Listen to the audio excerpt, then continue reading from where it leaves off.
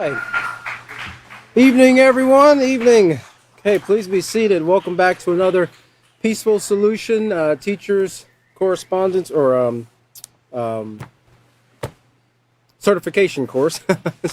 Welcome back, everyone. Please be seated if you're here locally with us and you're joining us online. Once again, we know we have a lot of our loyal followers, loyal students online, and some new due to word of mouth to our students online and our faithful commenters and followers. We do see you, and we do appreciate your continuance with the class because you're a part of what's going to make a difference in this world. Whether you're near here in Abilene at the headquarters or whether you're far away, what you're learning and applying and being an example to, it's a part of what's going to turn the world around and be a part of the solution instead of the problem. So welcome back, everyone. We're going to be continuing in the parenting manual, and we are in lesson number 8. And we'll go back here. I think we're on page 64. We're going to be picking up on 64. We will look at procedure 6 again. We always like to start with the procedure just to give everyone a perspective and a reminder from where we left off. And if anyone who is joining us for the first time, we always teach based out of now these are teachers. We always go through the teacher's manual because, of course, in learning how to teach, it's important that you know how to use how the manual is laid out and, of course, how to use the manual. So that's why in each lesson you have a lesson plan simply laid out for you. You don't have to do any guesswork for it. You know, if you're looking to teach something like this in your community, you don't have to worry about how will I go about forming a lesson plan. It's all perfectly laid out for you, and that's in every grade or level of the curricula of the Peaceful Solution, from the early learning, elementary, intermediate, junior high, and advanced, and on into the parenting, workforce, and so forth. So we're going to go look at lesson plan 8, page 8B, and we'll read again procedure 6 because we're still within those pages. We finished up page 63 last class. And it says, read the section, quote unquote, or it starts with you on page 63. Then allow students to take the test on page 64. Encourage them to answer each scenario honestly.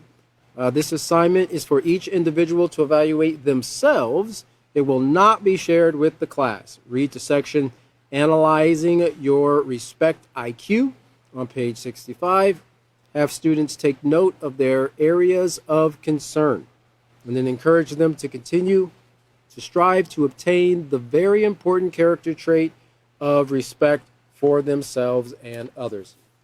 All right, so we're getting ready to go over that on page 64 in this class here. Let's see here. What is your respect IQ? Now, remember what we were covering in the last class. We were talking about it starts with you. And then we looked at the 4 categories that respect can be divided into. And if we just if we just look back there to that that first paragraph underneath it starts with you, it says, if we take a closer look at respect and how it applies to individuals, our community, and even our nation, we see that respect can be divided into 4 main categories. So we have self-respect, respect for others, respect for possessions, whether it's yours or others, and respect for the environment. And then we talk a little bit about the different choices that can be sorted into those different categories, because our choices and how we display this this character trait of respect will fall into one of 4 of those categories. And of course, and we always want to reiterate to our students the main point here that was given in the second paragraph here on page 63, because it reminds them when they practice self-control, they show respect for themselves, they show respect for others, and they show respect for possessions and property. And in that second paragraph, I guess technically it would be the third paragraph, but second one after the 4 different categories, right there in the middle, it says, we teach our children to develop respect by the choices we make in our daily lives. And remember, that's That's how you, as an individual, and that's how you can teach your students to get a kind of an idea a little bit, right? For the most part, you're only going to get, to some degree, a tip of an iceberg when you meet somebody for the first time. Remember, you can't gauge an individual's true character just meeting them one time, right? Now, their reputation might precede them, and that might give you an idea of the type of person that they are because of people who have dealt with them over a period of time. But it takes a little bit of time to really get to know somebody, and we teach the children that in the intermediate series, in the acceptance unit and in the 4 steps to friendship. And one of those is the getting to know stage. And one of the main reasons for that is to give a person an idea as to what type of character this person values, what type of values this person has. And how are you going to know it except by the person's actions, right? The person's words, what they say, and what they do.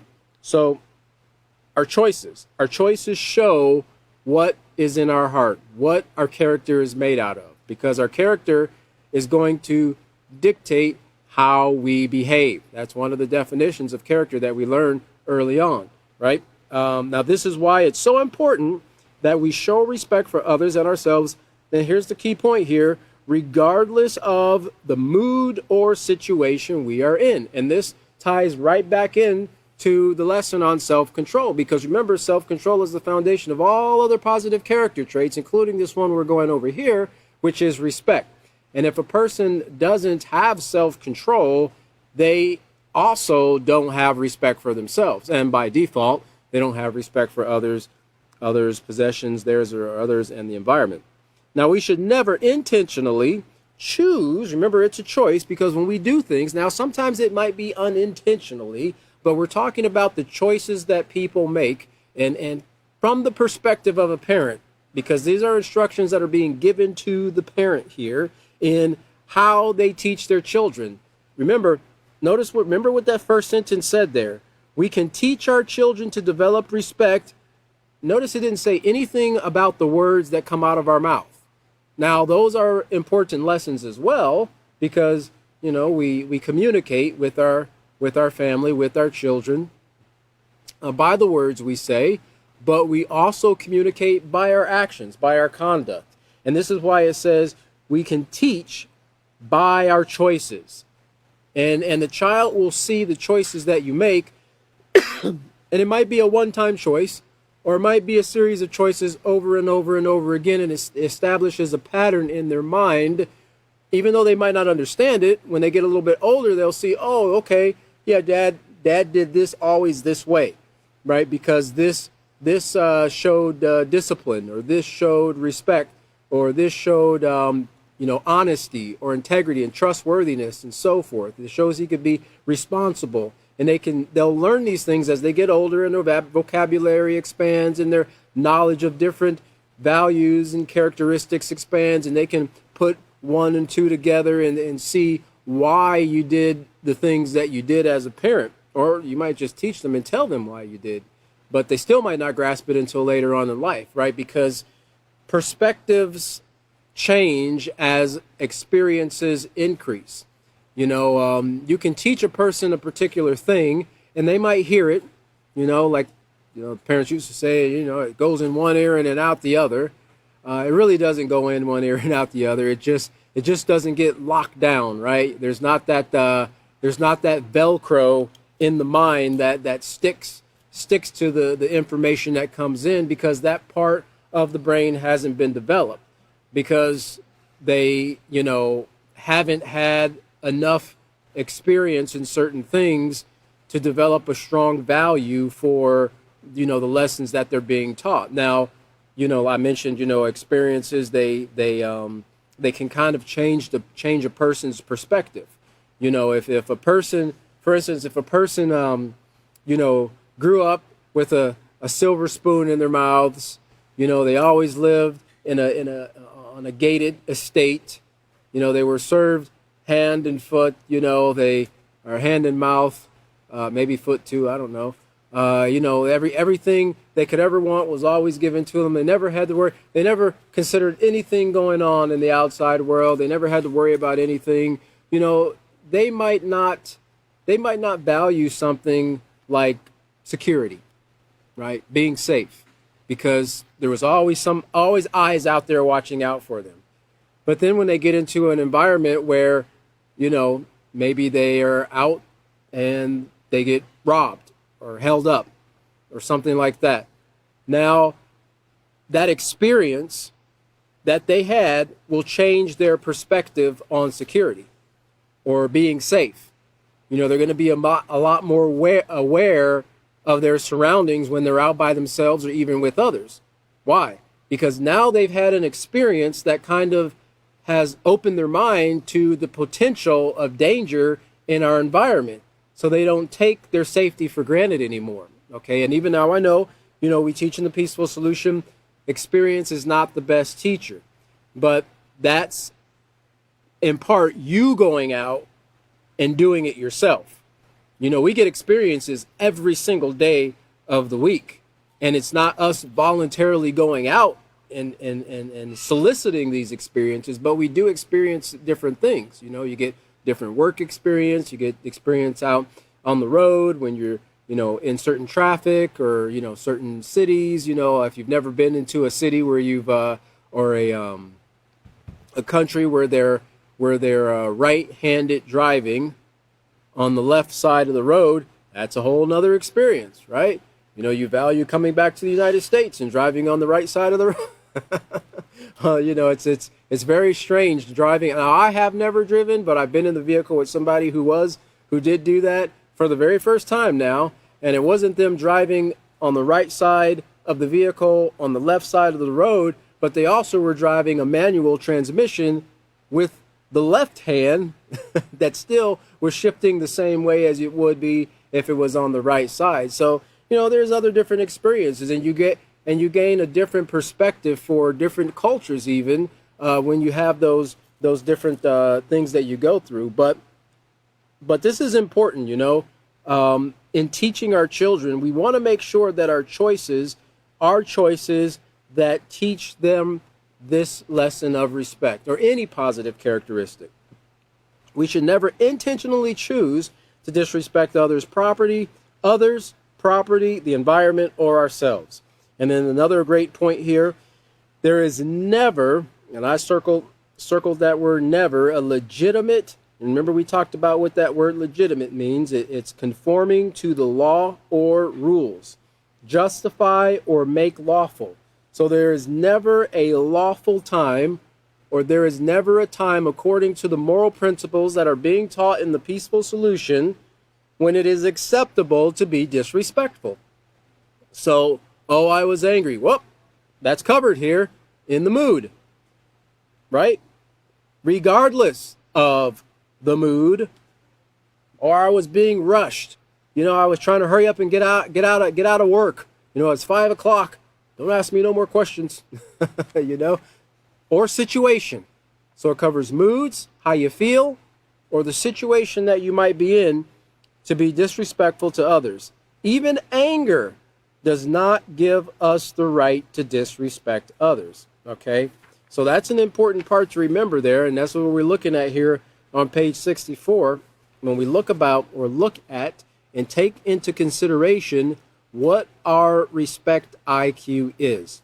And as we see at the very top of that page there, it says, the choices you make send a clear message about the importance of respect in your life. Read the following scenarios and check always, sometimes, or never as it applies to you. And of course you would, if the students didn't have a book, this would be a perfect time where you can actually just take and make a copy of this and pass it out. And remind your students this is something that is just for them. This is for them to get a perspective on their IQ, to kind of get a gauge as to where they are at that point. It's not something that they're going to have to share with the class. And as we went through this procedure 6, the very first part of it, you remind the students to answer honestly, right? This is not something they're going to be graded on, so they don't have to fake it. You know what I mean? I'm just trying to be optimistic about, how it's going to be. No, get them to answer honestly. It's for them to really look at, because you can't fix a problem if you don't acknowledge it's there. And if people don't take into consideration that there are areas of their character that needs to be changed, and they'll kind of delude themselves, and they really won't put forth the effort to fix it. So we have several different scenarios we'll go through here, and the student would check always, sometimes, and never. And scenario 1 here is, I teach my children to accept people from different cultures. That's 1. I ask for and receive permission before touching or taking the belongings of others. And as we read these, kind of keep in mind some of the previous lessons that we covered, on acceptance, responsibility, right, self-control, things of these natures, because they really all tie into all these previous lessons. Like acceptance is one of the things that would be covered under the accepting people from different cultures, right? Because some people hold on to beliefs that they've carried down from their family.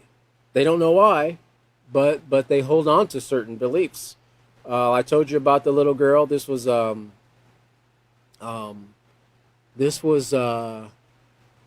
Hurricane Katrina, was that 2005? I think it was 2005, somewhere around in there. I was still up in Ohio, and I was talking to one of my coworkers, and he was telling me about somebody he knew who was a teacher at one of the elementary schools, and because it was, I believe it was around 2005, somewhere around there, 2004, 2005, and a lot of people were displaced from that big, I think it maybe was a Cat 5 hurricane that came on shore there, broke the Lake Pontchartrain levee, and kind of flooded the area, the neighborhoods down in there. So a lot of people were dispersed, and they went to different states, and they tuck them in. And the teacher was telling her about the experience that she had with one of the young ladies. She was, I don't know, 6, 7 years old, somewhere around there. and the little girl came into the class.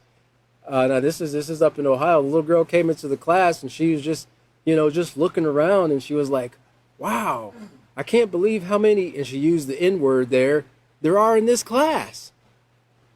And she wasn't being spiteful or, hateful about it. It was just, you can tell that was just a part of what she was taught growing up. She didn't see anything wrong with saying, using that terminology describing, people of color, or black people or anybody, right? And the teacher was like, whoa, we don't say that, we don't call people those types of names, but where did a girl that was 6 or 7 years old get that from? She was taught it, right? She was taught it by her parents or by people in her environment that taught her that maybe they didn't say, when you see a person of this color, that's what we call them. But they taught it to her by their choices and by their actions, by the words that came out of their mouth, okay? And those types of things take place in all different cultures, right? You have people that have prejudices and hateful, spiteful ideologies, people of different skin tones, or they might be the same skin tone, but they're of a different, I think they call them caste, different classes. Sometimes they call them caste, different financial classes and so forth in certain Asian cultures and things of that nature. But again, we teach, and we teach by our words, we teach by our actions, we teach by our choices. So this just gives the parent the opportunity to look at and see, maybe I have been kind of teaching my children. Maybe I make jokes, while I'm at home about people of different cultures, or I point out things or say, these people look like this, or this animal, or these people look like this, or they smell funny, or whatever the case might be. And you're actually teaching them to not accept people from different cultures. And then next one is, I ask and receive permission before touching or taking the belongings of others. That's teaching people about respect. It also is teaching in the very early stages of the Peaceful Solution in the elementary series, the kindergarten series as well, the early learning series. We teach, let's see, it's the third lesson, asking after ownership and respect, right? Asking is the number 3. And we go over the importance of asking, and that you can't just take what belongs to someone just because you like it or just because you want to use it. You have to actually ask for, and you can't take it and then just run off with it. And when they confront you about it and say, well, I asked, well, I didn't give you permission, but I did ask. Okay? And we have to understand that it's not enough to just ask. You have to wait and get the permission from the owner. And that's important too, right? I can't go over old George over here and ask if I can use Tom's bike for the day, because George and Tom live in the same house. Because is George the owner of the bike? Oh, George isn't the owner of the bike. So he doesn't have the rights to give me permission to borrow Tom's bike. And so it's important to ask the proper authority as well. Okay? And despite contrary to popular belief, no, you cannot get permission to steal. Okay? I got permission to steal. Yeah, no, if you get permission, it's not stealing. Now, I guess you could get permission to steal if you ask George to borrow Tom's bike. George will give you permission to steal Tom's bike, but it's not legal. All right, number 3 here, or the third one. I teach my children to throw garbage only where it should be. All right, and that's throw it only where it should be. Make sure you read the whole sentence. Otherwise, you just say, I teach my children to throw garbage. But only where it should be. Because sometimes people will just leave things, they'll just leave garbage in different places. And maybe not necessarily in the house, but when they're out and about. This is a real big problem in public. I used to work for an apartment community up in Ohio for some years, and I had the opportunity to do some work in Abilene at an apartment community, and it was like, as soon as I walked on the property, it was like this nostalgic feeling of being on an apartment community again, and I was ready to hang my keys and start doing work orders. But I saw the maintenance supervisor, and I asked him some questions, about problems that I ran into up in Ohio 18 years ago, and this was 18 years ago, and I asked him some questions. I'm like, are people still doing this, and that? He's like, man, every single day. And one of the questions I asked him, I said, are residents taking their trash to the dumpster, and then instead of putting it in the dumpster, setting it in front of the dumpster on the ground? Now, big dumpster, apartment communities have several large dumpsters, all right? And granted, it might be, 4 feet or 3 feet off the ground to lift that heavy, bag into the ground that they've already carried, 200 yards from their apartment. Now they get to the very last place and they just set it right there on the ground in front of the dumpster and figure, well, that's what maintenance is here for. Maintenance will get it. I remember people used to, they would take their ashtrays. This is when they still had ashtrays in cars. I don't know if they still do anymore. Or their cup, their McDonald's bags. They didn't want to leave their car dirty, so they would sit there in their car, smoke in their car, and then when they were done, they would take their ashtray and then dump it on the parking lot right there on the ground next to where their car was sitting. And I'm like, wait, so you want to respect your belongings, but you don't want to respect the property and the environment for other people, And this is just, I don't know why people did that. I never actually stopped and talked to a person like, why don't you throw that in the trash can? Because they never did it in front of you, obviously. You give them that eye, like, hey, put that in the trash, They wouldn't do it. They would always wait till you were gone. They would do the same thing. I remember somebody did that with the trash, and they saw me out there, and they somehow got the strength to put it inside the dumpster instead of leaving it on the ground. So people know. A lot of times, the author mentioned about a speaker who said that for every one person who's physically lazy, you have 10,000 that's mentally lazy. And it is a part of mental laziness, but it's expressed through physical laziness, where people don't want to do the necessary things that would just make life so much more, or an environment so much more peaceful for other people. You know, just think about going into an environment and it's clean.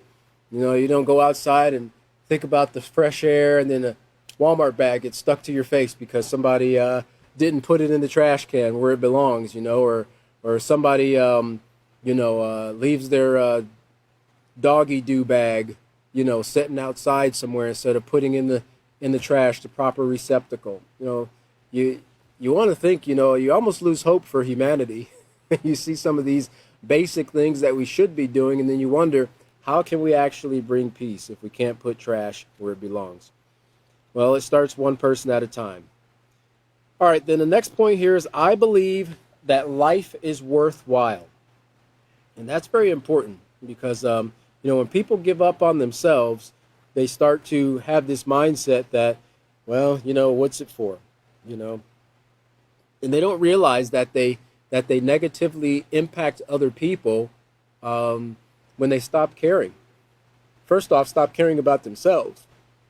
And when they stop caring about themselves, they slowly start, you know, descending into not caring about others or anything else.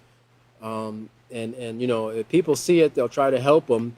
But, you know, you can have 10,000 people trying to help a person who stops caring, but the only person that can bring that person out of that situation is themselves.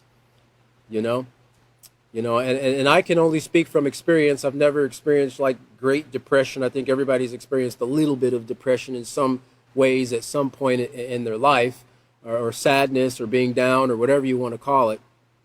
And, you know, you can have, you know, 3 or 4 people, hey, is everything all right? Yeah, I'm fine, you know, yeah. Okay, well, man, I see you down and everything, and just want to make sure everything all right. You want to talk about it? Yeah, I really want to talk about it. All right, well, hey, if you need anything, let me know. Yeah, all right. And you can have, you know, 5 or 6 people that try to do that and try to cheer you up and try to bring you up and everything. And then eventually you get kind of upset with yourself. And you're like, why in the world am I in this funk? You know, why am I feeling this way?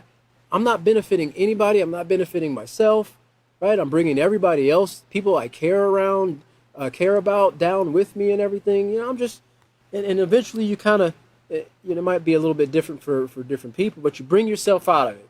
You know, you bring yourself out of it. You kind of shake the dust off of you. You know, you go take a shower, wash your face, splash some cold water on your face, you know, get you a cup of cold water or something like that. And then you kind of start rebuilding, right? But it's you. It's the individual. You have to start working within yourself to see a bright light right at the end of the tunnel or at the end of the road, okay? And we can never give up on ourselves. You know, we can't give up on our children or anybody else either, but we especially can't give up on ourselves. I teach my children to set and accomplish goals. Now, a parent would do that if they've been taught to set and accomplish goals. Now, there's a lot of people who set a lot of goals, but they don't accomplish any of them.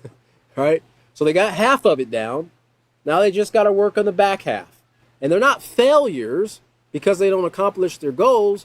They just have to learn to develop systems and discipline. Right? Discipline is a very powerful and a very necessary character trait to accomplish anything in life. Because motivation, boop, boop, boop, boop, you know, it's up, it's down, it's up, it's down. You know, it's a feeling that comes and it goes. But discipline is doing what you need to do in spite of how you feel. Getting up at 4 o'clock in the morning, even though you're tired, still getting up and doing that thing you've set your mind to do until you accomplish the task or until you get the desired results that you're wanting to see. So, motivation, over time, it will build. It's like a built-in part of the results of being disciplined. You see what takes place because you've been disciplined, and you see the rewards, you see the consequences, the rewards that come about because, man, I've been doing this for so long, haven't missed a day, haven't been late or anything like that, and I'm finally starting to see things put together. And then you kind of get an extra boost, you know, that second win. And so you're like, man, if I've just been kind of floating by and seeing these results, imagine what will occur if I double my efforts. And so you kind of motivate yourself because of the results of what you're seeing because you've been disciplined. Okay? So goals are very, very important in life. And if we can teach our young people, our children, to set and accomplish goals, they can go pretty far. You know, one of the best things you can do when setting a goal, write it down. Write it down. Because when you write that goal down, you're actually turning a thought into a concrete thing, a real thing. Because before it's just floating around in your neurovascular cellular plane of existence, your brain. But now you've written it down, and so your subconscious mind can see it. It has the pattern recognition of writing it down with your hand, you know, and you're saying it. You know, I'm going to become more disciplined. I'm going to practice self-control. I'm going to be more patient. I'm gonna mow the grass once a week, you know, without having to be told by mom or dad or whatever the case might be. And then they write those goals down. These lists are great, right? To-do list is like a goal list for a day or a week or a month. And I'm telling you, you do get a really great sense of accomplishment. Even if you just get up in the morning, you know what you have to do, right? I like breaking my goals down, and I say, okay, I have to do this job. This is the job I have to do for today. Now, on this job, I've got to do 1, 2, 3, 4. Now, in order to get 1 accomplished, I've got to do A, B, C. To get 2 accomplished, I've got to do A. And then it might be 3, A, B, C, right? And there's different steps for all those things, but it gives me a visual, so I'm not getting overwhelmed with everything I've got to do for that day. And it kind of organizes and compartmentalizes the things that I have to do for that day. And it helps me, you know, and I would think if you would teach your children this, it will kind of put something in front of them to remind them they've got a little goal list. They can go back and look at the little chart, and they see, all right, clean my room, check, right? They enjoy that. Or a little star. Now, when they get, 15, 16 years old, give them a little sparkly star. Probably won't do much for them, When they get that age, money talks, right? I get $1 for cleaning my room or mowing the grass or whatever the case might be. And that's fine. There's nothing wrong with giving a child an incentive for doing certain things. Now, I didn't get paid to do any chores. My payment was a meal, and a place to sleep at night. No, my mom and dad never kicked me out because I didn't do my chores. But I never not did my chores, right? I followed instructions and did what was required of me. But teaching them to set and accomplish goals are very important. Next point, I have purpose and direction in my life. Okay, that purpose and goal setting, they go hand in hand there. I clean my home regularly and keep it organized. Now, this can be a challenge, especially if you have a lot of little ones running around. I've seen a lot of hacks that moms put out there, mostly moms, they put out these hacks on dealing with a lot of children, creating chaos or whatever you might want to call it in the house. They say, well, you just got to learn to accept it for the next 18 years, or at least until they grow out of that stage of taking things out and not putting them back. But, taking the time, to pick up even on the initial stage after the children, or even after yourself. It's actually teaching them the value or the importance of when you take something out, put it back. If you make a mess, clean it up, right? If you open the door, close it. And all these little lessons that sure, it might sound like a broken record repeated over and over, but we also want to make sure that we're not forgetting to do those things ourselves. Because you could do 100 great things and then you forget to close the cap on the ketchup, and then, oh, Dad, you didn't close the cap on the ketchup. You said we're supposed to close it if we open it. All right, thanks, son. I appreciate it. I like the extra crusty ketchup. It just tastes better. know. It's like the toothpaste when it gets all crusty at the top, you know. I can't stand that. You got to take it and rinse it off and get all the pasty, the thick pasty toothpaste off the top. That's what occurs when the toothpaste doesn't get put back on, lid doesn't get put back on.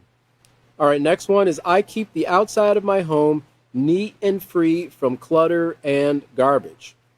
All right, that's important too because you can keep down on rodents and pests, right? You'll also keep the homeless people from coming over and thinking that this is an encampment, right? I remember one time, I think it was in the summer, and it was probably around the time we didn't have, we had a lot of rain. I hadn't got the grass cut, and you know, I don't remember exactly. It's been some years ago, but I was expecting a delivery from FedEx or UPS, one of the guys, and they had my number and they called me and they were having a hard time. It's hard to find the private road, and I said, yeah, you know, you just got to turn down this way and go down this, and you'll see my house. And I described the house and I described the color of it and everything like that. And he was like, oh, okay. I thought that place was abandoned. You know, you could have just said that, kept that to yourself, man. You know, I don't think my place looks that bad. You know, okay, I got to get out there and cut the grass, but my heavens, you know, it's not like deer are popping out of the grass, jumping out at you or anything like that. But keeping your home neat and free from clutter and garbage is very important. Now, when you become an adult, right, and you start getting into these established neighborhoods, they have something called homeowners associations, HOAs, which everybody loves, said no one, right? But these homeowner associations, some of them have very, very strict rules. Grass can't be more than an inch and a half high. You know, you can't put your trash can outside on trash day no more than an hour and a half before the trash truck comes and no more than 2 hours after the trash truck comes. Can't leave your garage door open for more than 15 minutes. I've heard all types of rules, you know, and it's not whoever starts the homeowners organization, whoever's on the board can make the rules. And if they're cranky people, they can make any type of stupid rules they want, right? And the thing about it is they can fine you if you break their rules. And one of the big things is keeping your home neat and free from clutter, right, on the outside. Why? Because they want to give an appearance. When you come into this subdivision, it's a clean, it's an orderly place. We don't have trash out in the yards. We don't have broke down vehicles, you know, sitting out on cinder blocks. I don't know if anybody still does that. You know, cinder blocks work as great jacks, and no, they don't. They can break. Use a proper jack if you use a jack stand. You know, and they want to give this feel of a well-established, well-manicured neighborhood. And you don't have to live in an HOA subdivision to keep your place clean. Just taking some honor and picking up outside, you know, and keeping the garbage, putting the trash cans. You know, I mean, there's nothing like, you know, seeing trash bags all torn open because the cats and the dogs have gotten to them and they've drugged trash all over the place. Why? Well, the cats and the dogs, they're just doing their job, right? They don't distinguish between a trash bag or an animal, you know, or whatever other food they might eat. But they're doing that because the trash isn't in the proper receptacle. Now, some people might say raccoons are pretty smart. They can take trash can lids off. They work as an organized group. And they get in there and they get your trash can, right? But that's a little bit different, you know. That's where you use your cinder block. Put the cinder block on top of the trash can lid, right? But at least if you do your part, you know, you set an example and a precedent to your child that you care about and you value your home, even on the outside. I bathe daily and wear clean, appropriate clothing, okay? And bathing daily is important, and I understand some people in certain situations, they might not be able to bathe daily. You know, they do the best they can. They might be living in a limited water situation. They might be in a place where they don't have running water, okay? That's a reality for some people. Just because we might not experience that doesn't mean that other people don't experience that. So they do the very best that they can. They might live in an environment where it is extremely, extremely cold, right? And in order to get washed up, you know what that means. You got to expose your skin to the cold for a little bit of time, okay? They might not even have hot water. You might have cold water, and taking a cold shower, that's if you have a shower. It might just be a sponge bath or whatever. Taking a cold sponge bath on a cold day, that's an experience, right? I don't think I'm quite to the point where I'm ready to do the polar plunge yet. But I see people that do it. It's supposed to be very invigorating, but at least keeping yourself clean. We had a rule when I was growing up: when you get up in the morning, we weren't expected to take a whole bath or a shower or anything, but we were expected to at least wash our face and brush our teeth. And, brush your hair and so forth. When you get up in the morning, don't be looking like you're homeless. Going to school when you have a home, right? Get your teeth brushed. For some reason, children have an aversion to brushing their teeth until they realize that yellow is not a real popular color. It's like, did you just eat a whole bunch of butter or what? No, I just haven't been brushing my teeth. Young people start getting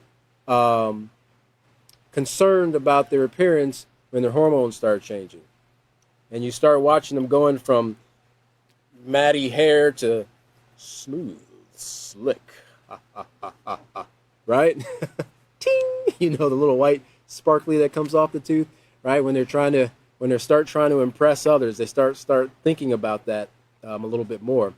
But bathing and wearing clean, appropriate clothing. Now notice there, it's appropriate clothing. You don't have to have the latest styles. You don't have to have the best brands, right? But at least your clothing should be appropriate. And you could add there modest, right? Modest clothing. I teach my children to practice cleanliness and wear appropriate clothing. So not only are we, as the parent, wearing the appropriate clothing, we're not, telling our children, hey, you can't wear that. What are you doing? You can't go outside like that. And then we go outside like that, right? So we have to teach them, and then we have to role model that behavior that we want for them to pattern. Eating healthy, nutritious food is important to me. And it's important for children's health too, especially important for the development of your brain. People don't start thinking about their health until their health starts failing them. And when the doctor says, well, your diet is the reason for this, then they start realizing that, okay, well, I guess chips aren't a part of the 4 food groups, but it is potato, right? Right? Okay, but there's certain, we have to give our bodies a certain amount of nutrition every day. It's not just a matter of giving it calories, right? So you can bulk up. It's a certain amount of nutrition that, different organs, including your brain, needs in order to be able to function on a daily basis. One of the things that is extremely healthy and beneficial for your brain are polyphenols and polyflavonoid.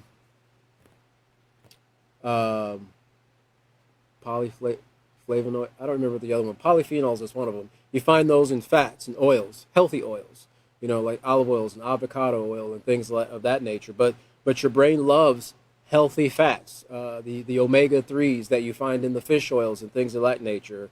Fish oil, who wants to do fish oil? Yes. And they picture sucking on a fish liver like some type of, oyster or something like that. No, it's you can, they've got supplements where you can actually take, and doctors have actually done studies with both children and adults who are suffering certain neurological things. Fish oils are also great for the heart too, with the vitamin A. And they put them on a regimen of fish oils for a period of time, and they started to see a cognitive improvement, right? These are things that people for thousands of years, they just naturally did. They lived off the land, right? They either hunted or they fished, because 1,500 years ago, there were no Walmarts, right? There were no Walmarts to go to. There were no H-E-Bs or Targets or anything like that. People had to grow it, or they had to hunt for it or fish for it, or they had to buy it from somebody who did those things, okay? And there was a lot less processed and over-processed foods to eat back then, which, Sadly, United States is one of the, we eat so much processed foods here. When I say processed, I mean unhealthily processed foods. A lot of things, uh, you can go and buy a bag of dehydrated fruits, right? Like, I love dehydrated mangoes and pineapples. Those are two things that I absolutely love. But when I buy a bag of dehydrated fruits, like pineapples, I expect to see dried pineapples. Maybe a little, might be some sugar in there, or some, really that maybe might be all. That's what I expect to see. I don't expect to see yellow number 5 and, deoxymetyl-carboxymethyl. I don't even know what that is, right? But they've got all these lists of ingredients that are there that are going with your pineapple, that if you're not careful, you're putting all that stuff in your body. And that's all the processing that is going on with the food, that in a lot of cases, they've actually done some reports that this is a way for companies to get rid of waste materials. They sell it to food manufacturers, and they can give small amounts in the food, and then it eventually goes away. Well, that's an anti-caking agent, or that's an anti-drying agent, or anti-mold agent, or something like that. Well, food is supposed to mold. That's what healthy food does. I looked at the guy who stored the burger for like 8 or 10 years, and he did another experiment with another two popular food burger joints, and only one out of the two of the ones that were pretty popular, McDonald's was one of them. After like 8 days or 10 days, only like one of those burgers actually started to really break down and discolor and start to mold, right? Because it didn't have all those preservatives. Oddly enough, the big name brand fries and burgers still look like the day he bought it, right? So be careful what you eat. And sadly enough, eating a lot of food that doesn't break down is not going to preserve your life. It's not going to work that way, right? If I eat these burgers, and I'll live forever. I readily apologize if I have offended or hurt someone in any way. That can be a very hard thing for people to do, right? Especially in adults sometimes. But but that same person will want someone who offended them to apologize to them quickly, But this is called humility, right? Being humble and being willing to apologize if you have offended or hurt someone in any way, and it might not even be because you were wrong. You could have offended the person maybe by the way you said it, or whatever the case might be. Our goal is to always bring about a peaceful solution. So if you see you have offended, this might be a situation where it's an intentional, or it could be an unintentional form of disrespect.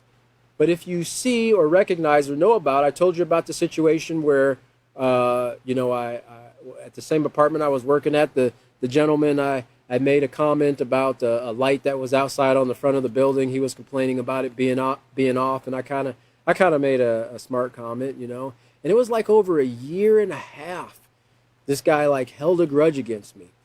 He was like bitter. He would never say hi to me anymore. I thought, oh, he's from Washington. I was like, oh, that must be that West Coast. He's not used to this Ohio air or something like that, But I didn't know he was upset with me. I had moved on with my life and just, I was eating and drinking and sleeping, and like people say, oh, I've slept since then. I don't remember that. And one day he came in to pay his rent, and left, and I came in a little bit later, and the property manager was like, such and such. He mentioned this thing you said. She didn't remember how long ago, but it was a while ago. He's still upset about it. I'm like, what? Are you kidding me?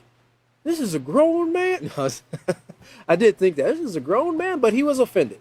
So when I realized it, because I didn't know it before, I wrote him a letter of apology. And then, I went to put it on his door, and I heard some, the television in the background. I'm like, I'm just gonna knock on his door, and let's just get this over with right now, And so I explained to him, I realized I said something that was offensive to you. That was not my intention. I'm sorry about that. I didn't mean to, be offensive or be rude or disrespectful or anything. And he appreciated that. And I said, I wrote you a letter, explaining the same thing I just told you right now. I just don't want there to be any hard feelings. The guy was getting ready to move at the end of his lease or something like that, And so he was really very appreciative of that. And from that point on, it was like this hidden weight was completely gone. It was completely gone. He was cordial. Morning, how you doing, and now I don't know if he was being disingenuous about it. I don't think he was, because his whole attitude changed. He realized I wasn't trying to do something on purpose to offend him. But the point of the matter is, when you realize you offend somebody, you should do something about it, right? This is a part of a strong, positive moral character. Because I'm telling you, something like that can make a huge difference for a person, You think about people who've gone and even like these young people who have gone and done these mass shootings at these schools. They went and they hurt a lot of people because of what one or two people did to them. And in many cases, the one or two people who did it, they weren't even injured. They weren't even victims. But the others, they did suffer the consequences of it. Okay, now that's a very, very extreme case. We had people that have gone and crashed their airplanes into federal buildings, and in Oklahoma was one of them. I think there was a guy in Austin that did the same thing. Timothy McVeigh, he bombed one of the buildings, I think, in Oklahoma one time. So kindness does go a long way. And like one of the T-shirts I seen, it's also free. It doesn't cost you anything to be kind. It doesn't cost you anything to be respectful. It doesn't cost you anything to say I'm sorry. I refrain from using vulgar language. That's important too, especially when you're around the young people. You should refrain from using it, but then when you're around young people and you use it and then you hear it coming back at them, you can't get upset with them and say, why are you using those words? What in the beep were you thinking? That's a beeping stupid word to use, Well, yeah, Dad, I learned it from you. I don't care where your beeping learned it from. You don't use those type of beeping words in my house. Well, you're still teaching them the wrong way, right? Get control of yourself. Take a deep breath. And that would be the perfect time to apologize, right? Son, I realize I've been using some vulgar language, and that's not appropriate, right? This is offensive to some people, and we shouldn't do those things. Now, I apologize for using that type of language in front of you, okay? Can you please work really hard to stop and think about what you say before you say it so that you always show respect? So you can tie those two into this one right here. I am willing to admit when I am wrong. And that's important. You'll have that character trait if you're willing to apologize to people as well. I listen to the needs of others when it's my responsibility to. And that helps, being a great listener, especially as a parent, but not just a parent listening to your child, but a parent in the presence of your child listening to someone else, whether it be your spouse or possibly a teacher, if you're at like a parent-teacher conference or a neighbor or something, not interrupting, but really taking the time to listen and hear what has to be said. I refrain from interrupting others when conversing with them. And these two, they go hand in hand. It is so easy.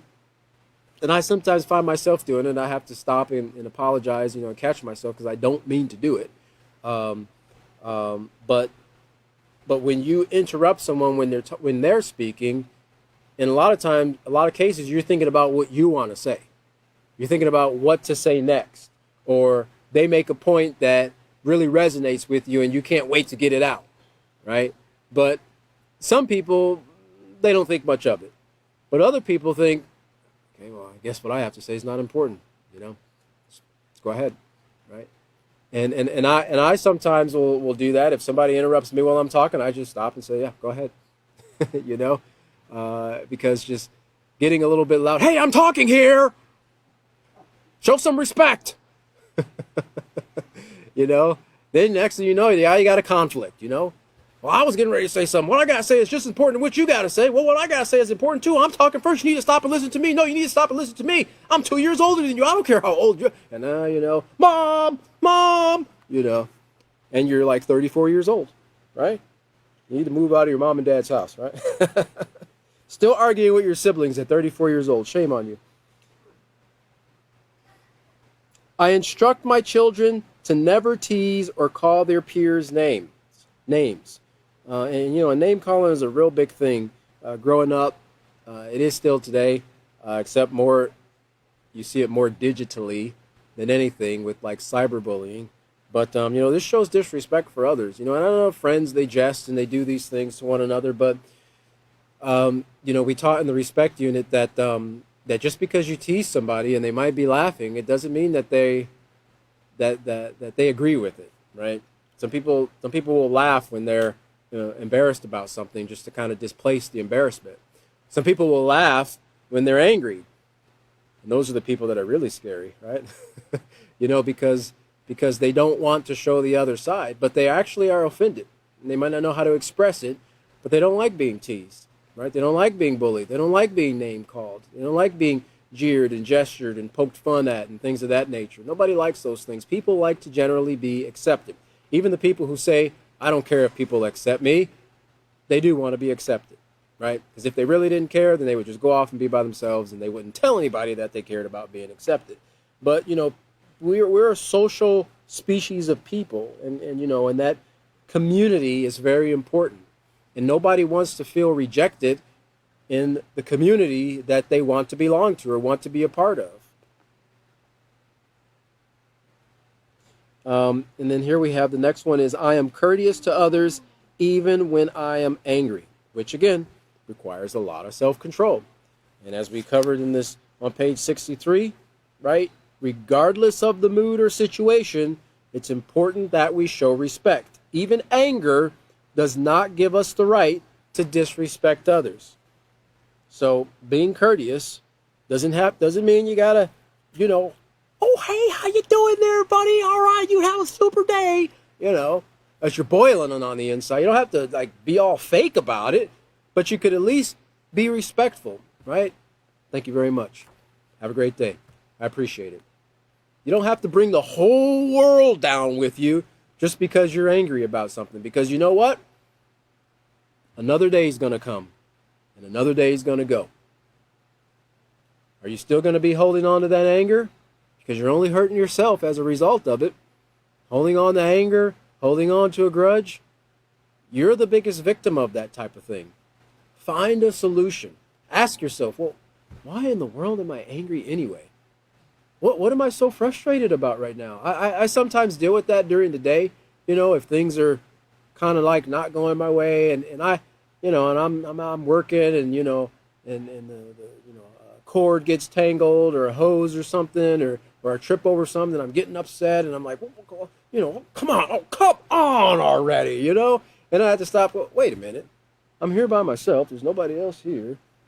What in the world am I being frustrated about right now? Who am I blaming right now? Who am I blaming my anger on right now? And it might be other things going on in your mind. You might be things you're thinking about from the previous day or early in the morning or whatever the case might be. But it's at those moments when you realize it that you have to stop and you evaluate your feelings and your thoughts that are leading to the feelings, and then kind of reset, right? Reset, readjust. Okay, this is not how I want to be. I don't want to feel this way, right? I want to be in control of myself and be in control of my emotions and not allow my emotions to control me. All right, so the next 2 points there is, I teach my children to care for their belongings by putting them away neatly, which means actually put them in the appropriate place.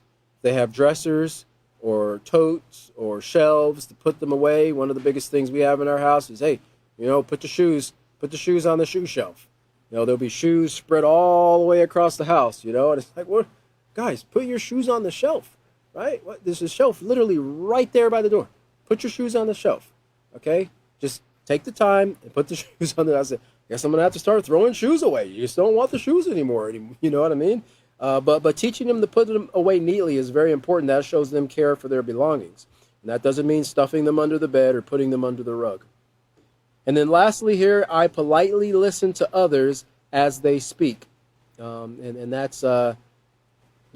that's a little bit different from interrupting, right? And listening, because You can be impolite when someone's speaking, not interrupt them, but you can be impolite to them while they're speaking by, giving it the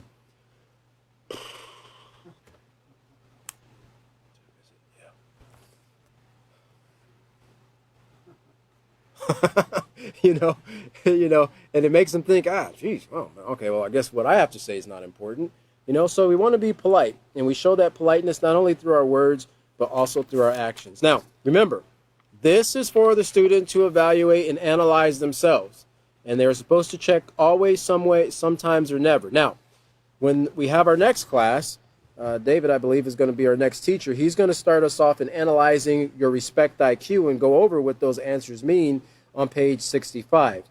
So I hope you join us for that next class, which is going to be this upcoming Sunday, August 17th. We'll be right here again at 5:30 p.m. Central Standard Time. We look forward to seeing you all there at that class, and thank you for joining us for this evening, and have a wonderful, wonderful day.